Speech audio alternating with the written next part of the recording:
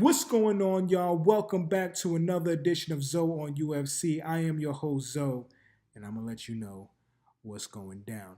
UFC is not just around the corner, it is right next door, coming to knock on your door for some sugar. And this Saturday is about to go down. I'm going to be in there live, like I've been saying for like 3 months. I'm going to be in there live. Make sure to check out my Twitter at Zoe, yours truly, and make sure to check out my Instagram at Zoe UFC 1. Check out some pictures that I'm going to put on there. Hopefully, I have some video up on there as well. But let's break into the news real quick.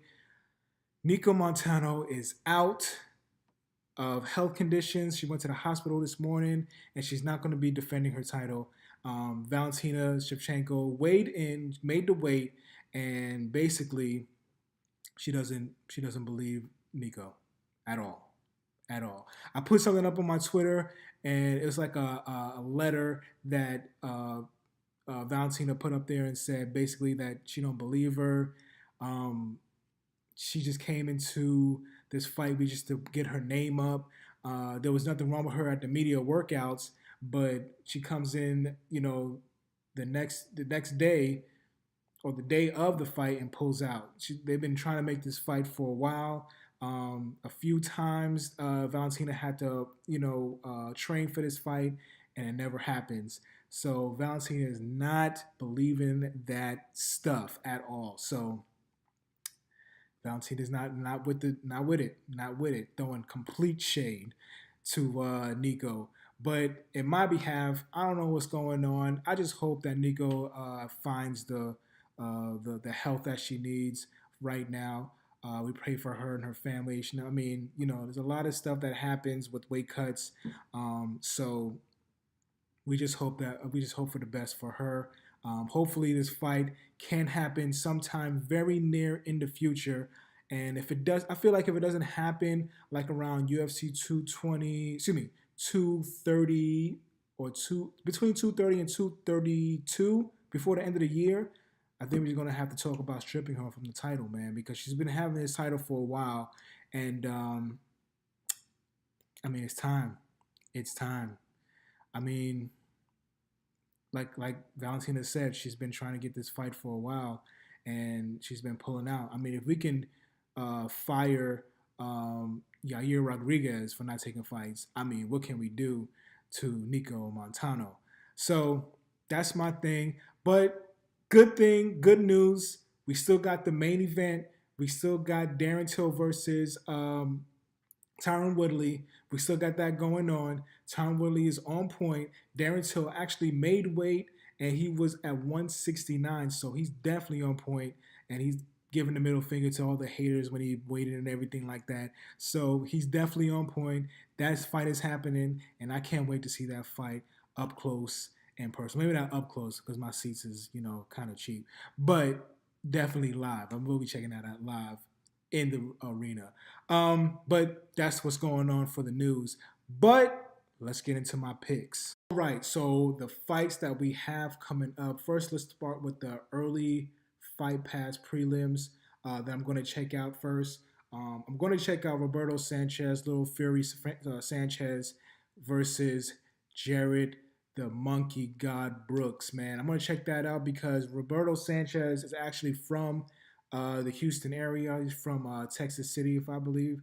And I like checking out the Houston talent out here. I'm not from here. I'm from New York, but, I like checking out people. I live here now, so I like checking out the guys and, root for those guys to do good on there as well. Also, you got Jim Miller going against Alex White. If you want to check that out, you can. Jim Miller's a vet. I don't understand why Jim Miller's still doing it, but he is still doing it. And if y'all want to check that out, that's cool. I might check it out. I might pass. I don't know. I might be just looking at some festivities that's going on in the UFC they got over there. And last but not least on the Fight Pass prelims, we got your boy Diego the Nightmare Sanchez. Isn't he the Nightmare again? Is he still a nightmare? Is it a dream or whatever he was? I don't know what he is anymore. But Diego Sanchez is back. He's fighting Craig White, the Thundercat. And if you want to check that out, you can. He always has exciting fights. So you might as well go ahead and check him out if you have the Fight Pass. And yeah, just check that out. But on FX, we got my boy Aljamain, the Funk Master Sterling, doing it. My Jamaican brethren about to get that win, right? We about to get that W, right? Against Cody Stanman. Man, I'm going with Aljamain. That's my dude. That's my dude. He's from New York.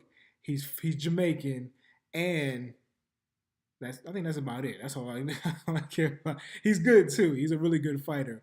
One of Ally Quintus fight partners from the camp, and like I said, the guy is a really good fighter. He won his last one by split decision. The last one before that, he got knocked out. Let's not talk about that. This fight is going down. He's going to be the co-main event of the FS prelims. All right, so I'm going out for Aljamain. Let's go, brethren. And the main event, Carla Esparza, the Cookie Monster versus Tatiana Suarez. Man, they've been riffing and raving about this chick, Tatiana, and she deserves every bit of it. They calling her the Khabib, the female Khabib. Man, that's a really good compliment right there, right? So she does everything that Khabib does. Um, she's a really good wrestler. She's really good. You know what I'm saying? She's 7-0 her record, and she comes and brings it.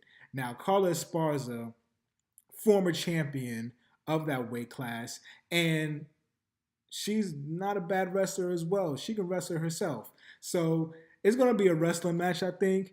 Tatiana is like a little bit bigger than her, but we're gonna see what happens. But I feel like I'm picking Carla Esparza for this one. Carla's last fight with Claudia was really close, and I think Carla actually got better. So and Tatiana Suarez, we already know what we get what she's getting into, what she's gonna do. And Carla, like I said, she can wrestle too. She can wrestle with the best of them too. And she's smaller, and so in the wrestling game, I think the smaller person kind of wins as long as they don't weigh more. You know what I'm saying? The small person can kind of snuggle out or whatever they can do. But I'm going with Carla Esparza on that one. I'm picking Carla, so I will pick that one. All right, so let's go on to the main event, man. Abdul Razuk Hassan. I couldn't even say that, yo. I couldn't even say that to save my life. He's going against Nico Price, the hybrid. And I'm going to be picking Abdul Hassan because I feel like there's something going on in Ghana with the fighters, man. These guys are rising up. Usman is coming out from there. There's another dude coming out from there. I mean, it's just a lot of fighters that's coming out from there. So I'm gonna pick Abdul for the win on this one. Francis Ngannou, I think he's from there. You know, he fights out of France, but he's from there as well. But there's a lot of talent coming out from there, and I think that's going to be one of the talent pools that they're going to be pulling from because those guys those guys can fight out there. So I'm going to be picking Abdul for that one. I could be wrong because I don't know. I'm just going to pick him. But also, like I said, we have John Dodson and Jimmy Rivera. They're the new co-main event. So let's talk about them real quick because I honestly don't know who the co-main event is. I don't know if it's them or if it's Jessica Andrade versus Kovacevic. So let's just talk about John Dodson and Jimmy Rivera. Now, this fight I've been waiting to see because John Dodson is the dude. John Dodson, he's just that dude. But Jimmy Rivera, he's no pushover either, man. Jimmy Rivera, I think he lost his last fight, but this dude can scrap, man. They both can scrap. They both gonna go at it. But I think John Dodson is finally, he's been begging for a fight. He's finally gonna go up. He's finally going to get that knockout that I've been waiting for, Jimmy Rivera, and I think I'm going to pick John Dodson for that one. I'm going to pick John Dodson. The next fight that we have is Zabid Magavos. You know what I'm talking about. That dude, Zabid. He's going against Brandon Davis, the Killer Bee. Man, it's just sad because this fight was gonna be good with Zabit and what's his name, man? I can't remember his name right now. But man, Yair Rodriguez. It was gonna be so good with Yair and Zabit, and Yair pulled out again, and man, so we got Brandon Davis, which is not bad, but it's not the Yair fight. You know what I'm saying? So I'm picking Zabit for this one. This dude is a different kind of fighter, man. He's gonna go up in the ranks, and he's just one of those fighters that's just gonna bring it every time. He's got like the whole package for him. And Brandon Davis is like, win loss, kind of a teeter totter kind of thing. So I'm gonna pick Zabit for this one. I'm just that's what it is. And for the next fight, like I said, I don't know if this is the co-main event or Rivera versus Dodson's the co-main event. I'm not 100% sure on that. But the next fight is Jessica Andrade versus Karolina Kovacevic. Man, it took me a while to say that name, but to like get that name. But this is going to be an awesome fight, man. This should actually solidify the number one contender in that division.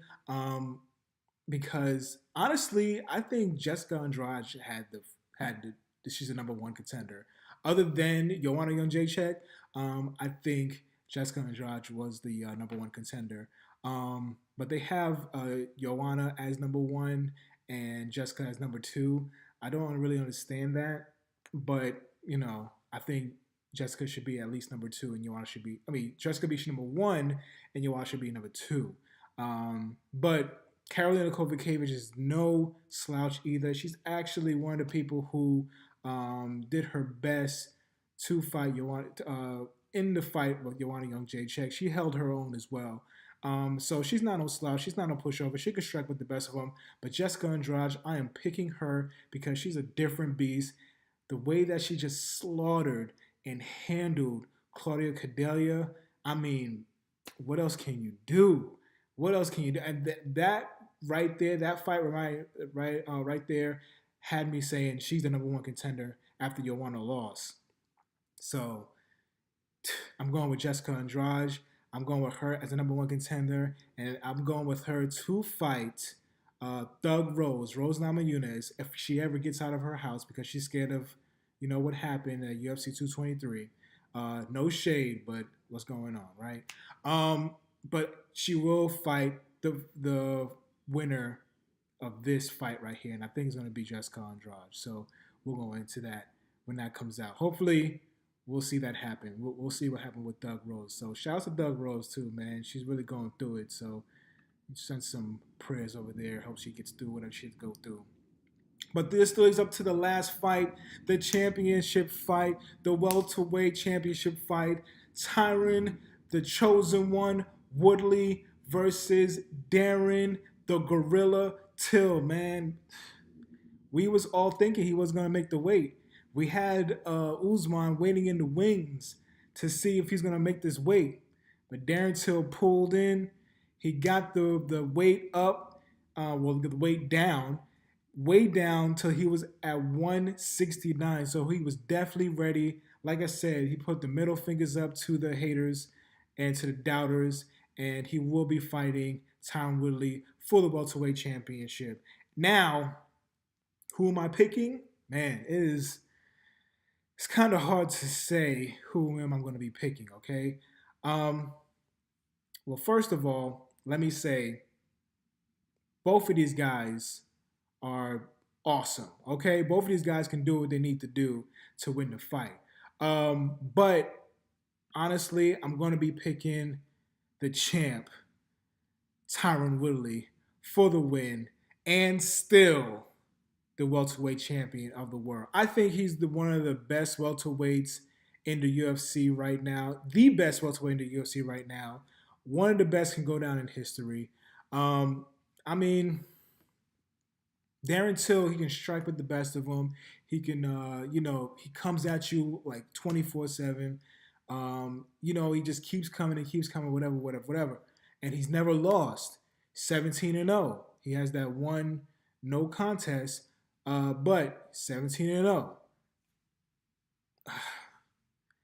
Tyron Willie's a different beast, man. Tyron Willie, he he's done it all. He's 18-3 with one no contest. I mean, he's beaten people like Darren Till before. He's beaten people. She being strikers, wrestlers, people who come at you, warlords,